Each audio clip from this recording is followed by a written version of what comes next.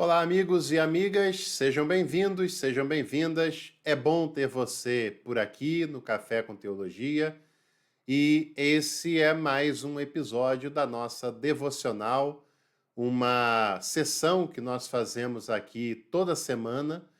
Geralmente nós liberamos nos domingos à noite e depois fica disponível para você ver e rever a hora que você quiser e pode, inclusive, compartilhar com os seus contatos. Hoje eu tenho para a gente pensar e refletir uma história baseada na misericórdia, no amor e no rompimento de barreiras que muitas vezes os seres humanos e as religiões estabelecem entre os próprios seres humanos. E vou falar sobre isso já já.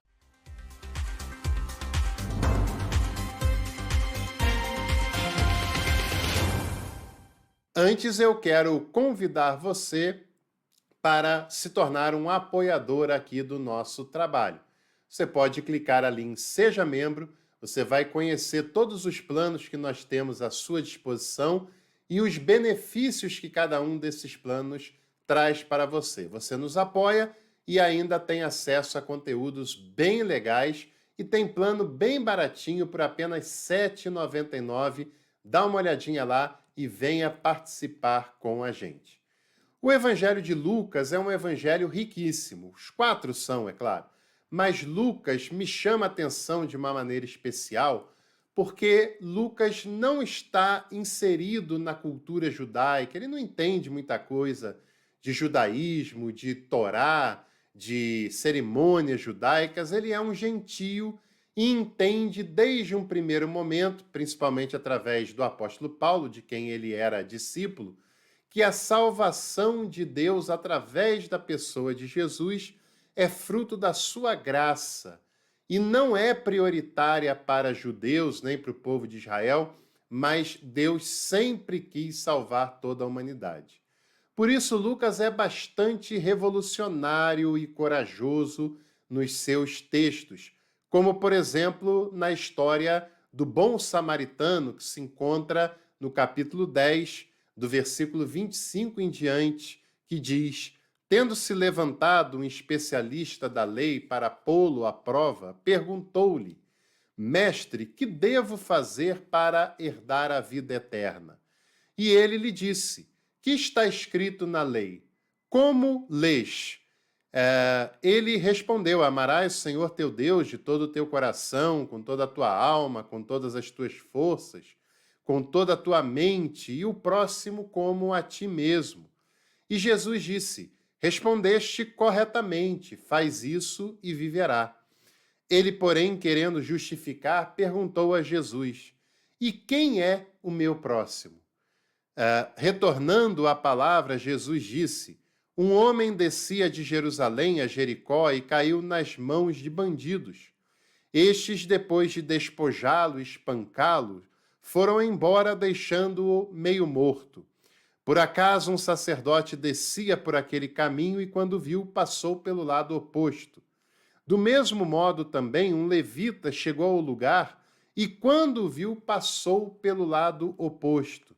Mas um samaritano que estava de viagem chegou onde estava ele e, quando o viu, ficou tomado de compaixão. Tendo-se aproximado dele, enfaixou as suas feridas, derramando óleo e vinho. Depois o colocou sobre o seu próprio animal. Levou-o até uma pousada e dele cuidou. No dia seguinte, pegou 2 denários, deu ao dono da pousada e disse: cuida dele, e o que gastares a mais, quando eu regressar, eu pagarei. Qual destes 3, ao teu ver, se fez próximo daquele que caiu nas mãos do bandido? E aquele respondeu: quem o tratou com misericórdia? E Jesus então lhe disse: vai e faze tu o mesmo. Que história profundamente inspiradora e corajosa, porque mexe com as estruturas, principalmente de uma pessoa religiosa e principalmente de uma pessoa que acha que, pelo fato de ser religioso, ele é um homem de Deus, uma mulher de Deus, que ele é uma pessoa que tem intimidade com Deus apenas por fazer parte de uma religião. E a história nos mostra muitas pessoas religiosas, né? O presente nos mostra muitas pessoas religiosas que viveram de maneira digna, amorosa, que seguiram os ensinamentos de Jesus, né? Os ensinamentos do amor, da compaixão, mas também a história e o presente nos mostram de que estar ligado a uma religião por si só não é garantia de nada. C.S. Lewis disse a frase que dentre os homens maus, um homem que é mau e religioso é o pior deles.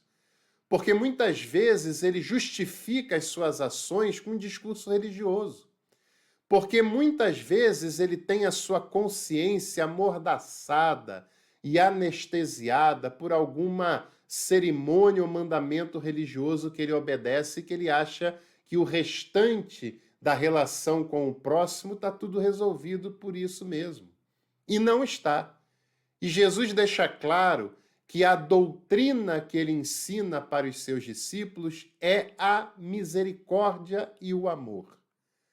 E que o local que deve ser frequentado pode até ter outros, desde que esse seja o principal e o mais respeitado. E esse lugar que deve ser frequentado, segundo Jesus, não tem negociação, não se pode abrir mão dele.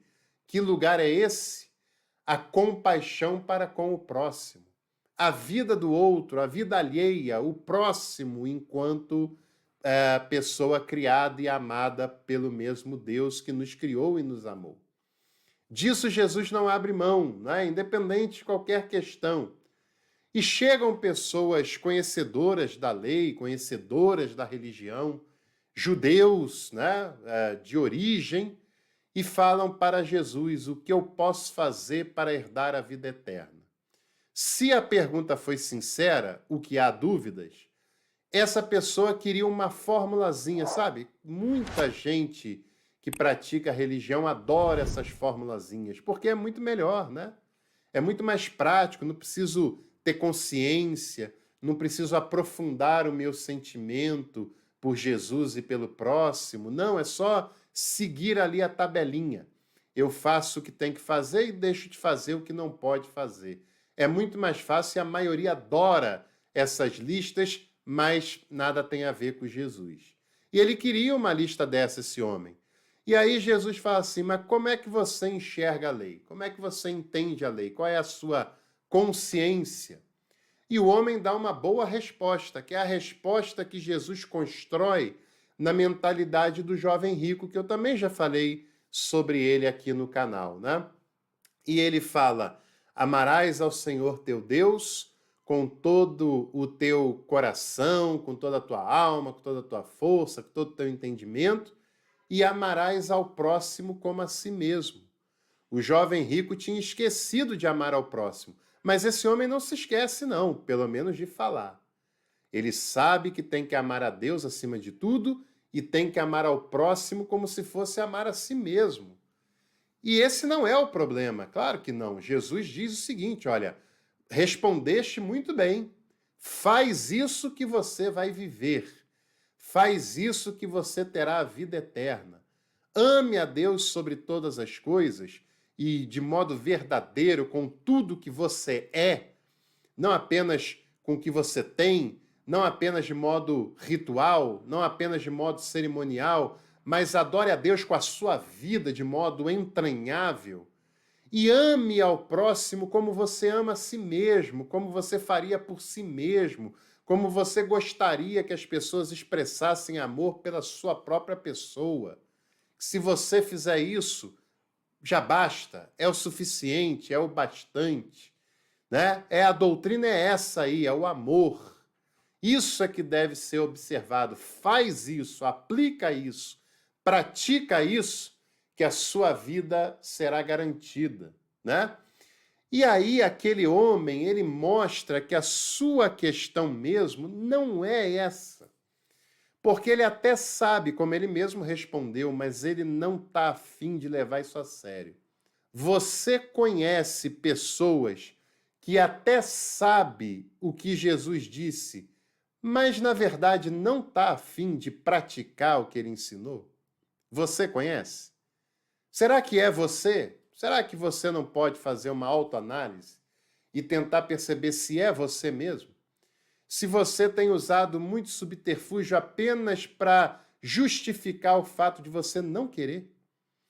Se você tem usado muitas cerimônias, espetáculos e cultos e não sei mais o quê, que não é um mal em si mesmo, é claro que não, se você faz isso sinceramente, não tem problema algum. Mas será que muitas pessoas não se enchem de um monte de tarefas, mandamentos, doutrinas religiosas apenas para disfarçar para si mesmo e para os outros, que é ainda mais fácil um discurso cínico para os outros, né, com conteúdos religiosos, para disfarçar o fato de não querer de fato praticar o que Jesus ensina no seu aspecto mais essencial, que é o amor, o acolhimento, e contra essas coisas não há lei, não há doutrina, não há proibições, né? Ele quer justificar a si mesmo e faz uma pergunta cínica, que é típica de religioso que se perdeu na caminhada. Quem é o meu próximo? Como assim quem é o meu próximo? Qualquer pessoa pode ser o seu próximo.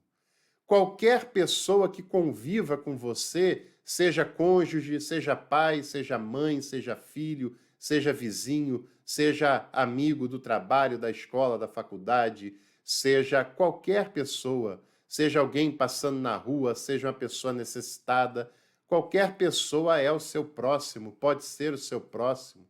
Você só não pratica o amor e o acolhimento se você não quiser mesmo, porque o seu próximo é qualquer pessoa com a qual você tenha contato. E como ele faz uma pergunta dissimulada dessa, quem é o meu próximo? Ah, eu não pratico porque eu não sei quem é o meu próximo. Isso é conversa fiada. Isso é apenas um discurso, uma pergunta dissimulada que a religiosidade desse homem o levou a fazer, querendo tapear a Jesus. E aí não dá, ele pode tapear a si mesmo. E mentir para si mesmo, como diz a música, é sempre a pior mentira, né? E aí Jesus então propõe uma história para ele, né? Vamos ver quem é o próximo.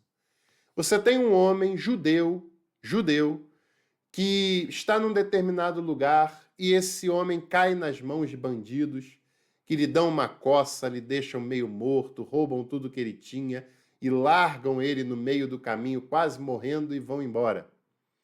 E aí passam por aquele caminho 3 pessoas. Primeiro, um sacerdote. O sacerdote que provavelmente estava vindo do culto, estava vindo da cerimônia religiosa, que ele provavelmente pregou maravilhosamente bem, que ele falou coisas muito bonitas, que ele falou coisas muito enfáticas. E quando passa ali e viu um homem caído, espancado, que provavelmente também estava no mesmo culto onde ele pregou, ele fingiu que não era com ele. Ele passou do lado oposto. Até porque, para a cerimônia religiosa, tocar num homem morto lhe torna impuro, e ele não quer se tornar impuro. Ele tem um nome a zelar. Não importa que o zelo por esse nome seja a insensibilidade à vida e ao sofrimento humano, porque a religiosidade é capaz de fazer isso com o ser humano.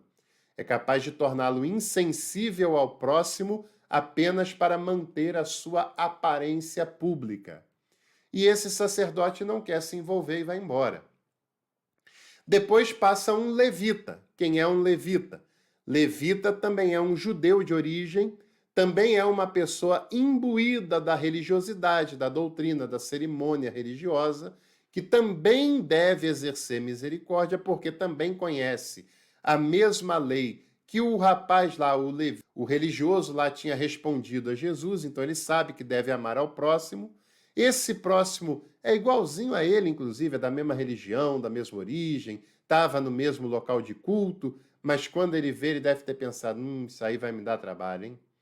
Eu vou ter que me indispor, eu vou ter que cuidar, vou ter que pagar, vou ter que gastar. Ah, melhor não. E vai embora também, né? E aí você vê como ser religioso, e até numa alta patente, não é garantia de nada. não é garantia de agir conforme os princípios da religião, principalmente no caso de Jesus de Nazaré, eles ensinam a que seja feito. Não é porque é padre, é bispo, é pastor, é religioso, é levita, segundo o texto falando, tem alguma função na igreja, seja qual for, que é garantia por si só de que ali está uma boa pessoa. Uma pessoa que leva a sério o que Jesus ensinou. Uma pessoa que pratica o amor, o perdão e o acolhimento. Que não é uma pessoa cheia de preconceitos e cheia de vaidades e que apenas quer manter a aparência, não importa se a custo da insensibilidade com relação ao próximo, né?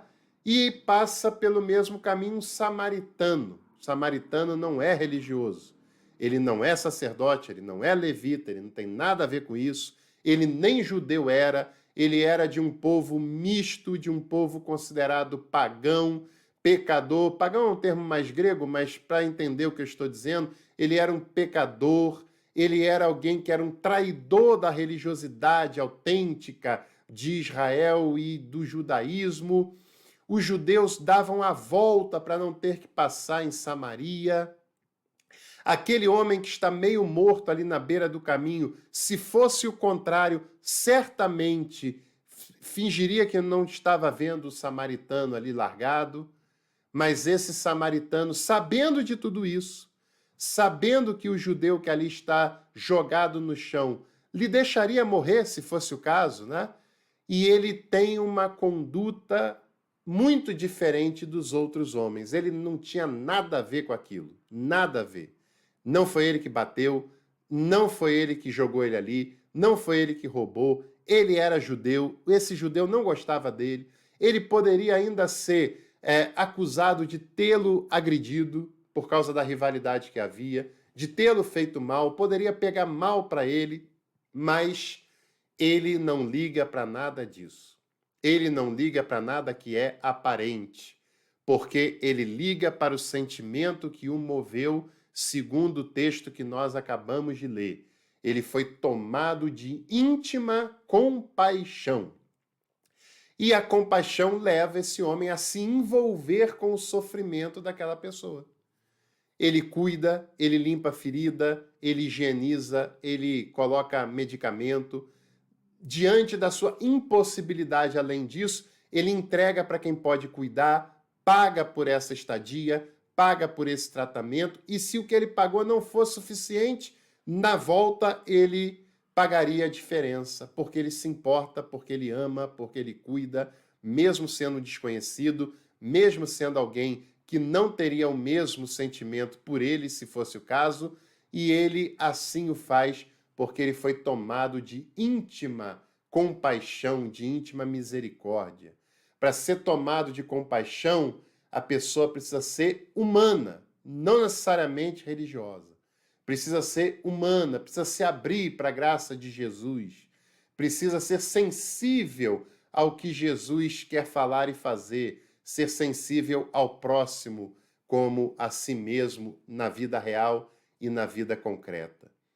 O Espírito é um vento que sopra onde ele quer e em quem e através de quem ele quiser soprar.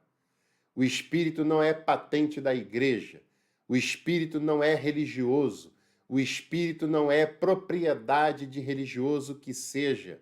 O Espírito é Deus, é livre, é soberano, é gracioso e ele sopra onde ele quiser. Que eu e você sejamos instrumentos da sua graça, do seu agir e que estejamos abertos à graça e o amor de Jesus e que possamos a cada dia exercer a misericórdia, o amor e o perdão para os nossos próximos, para aqueles pelos quais a nossa vida passar, principalmente para os que mais sofrem e para os que mais precisam. É para isso que Jesus nos chama, para a vida humana, concreta, real e aberta à sua misericórdia e à sua graça. Que isso faça sentido em nós a cada dia. Se você gostou, deixe seu like, inscreva-se no canal, compartilhe esse conteúdo e eu desejo para você e para sua família uma semana de misericórdia, paz, acolhimento para vocês e que vocês exerçam para com outras pessoas também. Um abraço e até o próximo Café com Teologia.